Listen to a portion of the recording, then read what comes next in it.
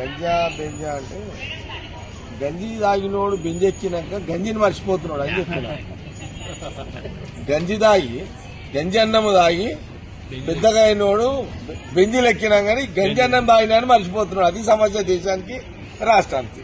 ఇది నేను పొద్దున నిర్మలకి చెప్పిన మాట ఇది అని అంటూ నేను బెంజ్కి కనెక్ట్ గాను గంజికే కనెక్ట్ అయి ఉంటాయని చెప్తున్నాను. పొద్దున చర్చ వచ్చింది నిర్మలకి సోపన చేసింది. అది ఎందుకు వచ్చింది ఇవన్నీ జరుగుతున్నాయి కదా, ఇవన్నీ జరుగుతుంటే చర్చ వచ్చింది అనమాట.